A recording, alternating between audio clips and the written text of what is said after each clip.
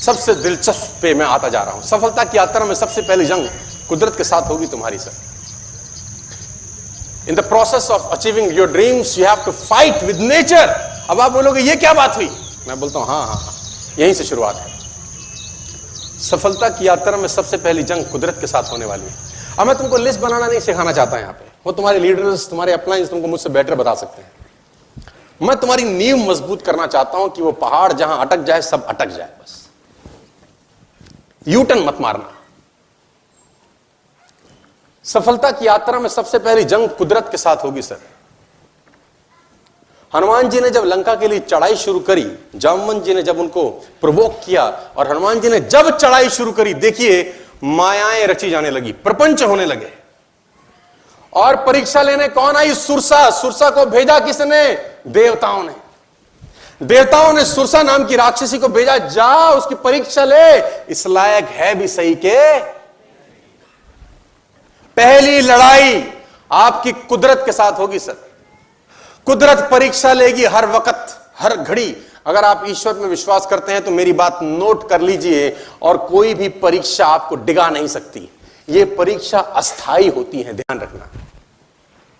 यह परीक्षा सब अस्थाई है। कुदरत ठोकेगी तुमको अच्छे से। देखो मैं आपको बताना चाहूंगा, 50,000 रुपए की कहीं नौकरी भी लगती है ना, तो इंटरव्यू होता है तुम्हारा यार। हेलो, होता है कि नहीं होता? और नौकरी अगर 1 लाख रुपए की है तो इंटरव्यू तगड़ा होता है कि ढीला होता है? तगड़ा होता है। और नौकरी अगर 5 लाख रुपए महीने की है तो इंटरव्यू कैसा होता है? और नौकरी अगर 10 लाख रुपए महीने की है तो ठुकाई होगी कि नहीं होगी? जिंदगी में बेहतर होना है तो ठुकाई ज्यादा बेहतर होगी सर। और वो ठुकाई करेगा कौन जानते हैं? 20 साल का था मैं जब मैं ग्रेजुएट होके आया इन 1998। I become graduate from DAV college Faridabad. घर आया, काले रंग का टोपी हमारा मिलता था हमको, कन्वोकेशन में क्या बोलते हैं आप लोग उसको, चोगा सा होता था, वो किराए पे मिलता था 25-50 रुपए। कभी हाथ बाहर निकल जाता था, कभी पैर, है ना, वो किराए पे मिलता था। हम घर पहुंचे और पिताजी को बोला, और ये सच्ची घटना है जीवन की। पिताजी ने बोला, मैं पिताजी को बोला, पिताजी I am graduate, what is for me now, मेरे लिए क्या गिफ्ट है? तो मेरे पिताजी ने बोला, please come, you have a loan of 300 rupees, 3 lakh rupees you have to pay. 3 lakh रुपए का कर्जा है, तेरे को देना है, ये तेरा गिफ्ट है। कौन अड़ंगा डाला जानते हैं? ये भरपूर प्रयास होगा कि देखें इसको जो देना चाहते हैं उसके लायक है भी या।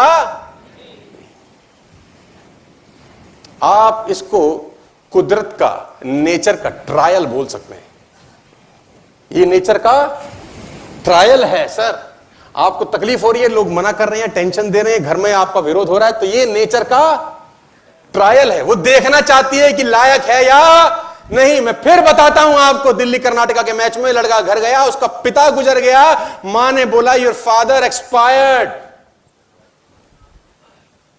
46 नॉट आउट आया था, अगले दिन उसको खेलने जाना था।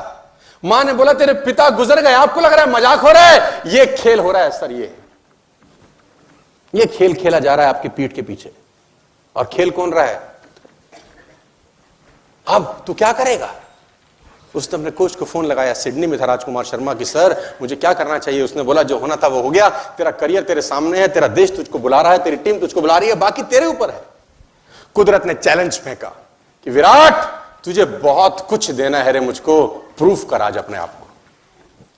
तुझे बहुत कुछ देना चाहती हूं, प्रूफ कर। तेरे आगे आज समस्या है, समाधान है कि नहीं? और उसने कुदरत के समस्याओं के ऊपर पैर रख के बाहर गया और मैच खेला जाके 96 किए, वापस आके अपने पिता का संस्कार किया। आज कोहली को पैसे क्यों नहीं आने चाहिए? आने चाहिए, वो डिजर्व करता है सर। कौन इम्तिहान ले रहा है? ये आपका नहीं होगा। अगर आपको लगता है आपका इम्तिहान नहीं हो रहा तो समझ लीजिए पैसे देने वाला मामला नहीं है। फिर तुम चुपचाप सीधा सीधा खेल रहे हो, यॉर्कर नहीं लग रहे, फुल टॉस नहीं आ रही, तो समझ लो कोई इम्तिहान नहीं चल रहा तुम्हारा, पैसे पूसे नहीं आने वाले। और अगर इम्तिहान चल रहा है तो आप कुदरत को बोलो टफ कर। और क्योंकि जितना ज्यादा टफ इम्तिहान होगा उतनी ज्यादा सफलता आपकी झोली में गिरने वाली है। ऐसा मान के चलना, बस आप ऐसा तुम मान के चलना कि ऐसा ही होगा। मैं आपको बताना चाहूंगा सर, अरुणिमा सिन्हा एवरेस्ट फतेह करी, लेकिन कुछ महीने पहले क्या हो गया? ट्रेन से फेंक दिया गया। कौन खेल खेल रहा है जानते हैं? उसको दुनिया में लोकप्रिय करना चाहती थी कुदरत। कुदरत कह रही है मैं तुझको दुनिया में लोकप्रिय करना चाहती हूं, प्रूफ कर तू इस लायक है भैया। ये खेल खेला जा रहा था। रविंद्र जैन को अंधा बनाया गया, सूरदास को अंधा बनाया गया। आपको लग रहा है मजाक हो रहा है? नहीं नहीं, शोहरत देने से पहले की इम्तिहान है। शोहरत दौलत देने से पहले का इम्तिहान है। तुम्हारे को 15 लोग मना कर रहे हैं और तुम घर जा रहे हो तो कुदरत हंस रही है। कुदरत बोल रही है हमको पता था कि ये लौट जाएगा, हमने इतना खजाना रखा ही नहीं इसके लिए। इसके लिए तो हमने सिर्फ 2 सूट रखे थे, इसके लिए हमने 2 सूट रखे थे। जो इसने दिया हमने उतना इसको। तो किसी ने बोला सोनू शर्मा को इतना काय को देते रहे तुम? तो वो जवाब देता है इसने बहुत कुछ दिया, हमने भी इसको बहुत कुछ दिया। इसने बहुत कुछ दिया, हमने इसको बहुत कुछ दिया। और मैं आपको बताना चाहूंगा, अगर एक बार आप कुदरत से जंग लड़ लो और जीत जाओ, कुछ समय के बाद ये कुदरत सहयोगी हो जाती है तुम्हारी। यही कुदरत जो तुम्हारे आगे परेशानी खड़ी करती है, एक दिन यही सपोर्ट में आके तुम्हारे खड़े हो जाएगी। और अगर कोई अड़ंगी डालेगा भी सही तो पैर उठा के फेंक देगी बाहर। फिर इसको पहले विरोध करेगी, फिर सपोर्ट करेगी। आपको क्या लगता है सर, सारा खेल कुदरत का है। राम जी को राज तिलक हो रहा है, सुबेरे देखो, सुबह राज तिलक हो रहा है। आप कह रहे हो वनवास हो गया, क्यों हो गया? आप किताब पढ़िए, ग्रंथ पढ़िए, आपको मालूम चलेगा क्यों हुआ। जैसे ही उनका राज तिलक, सुबेरे का अनाउंसमेंट था कि कल सुबह इनको राज तिलक होगा, देवताओं की आपात मीटिंग हुई। देवता ने बोला ओ तेरी, ये तो कह रहे थे हमने तुम्हारे लिए अवतार लिया है, ये तो अब राजपाट संभालेंगे तो रावण मारेगा कौन? मीटिंग हुई, आप किताब पढ़िए। सरस्वती जी को बुलाया गया कि माता आज की रात है, बस आज की रात है जिंदगी, कल तो खेल बिगड़ जाएगा। मां ने बोला क्या करूं?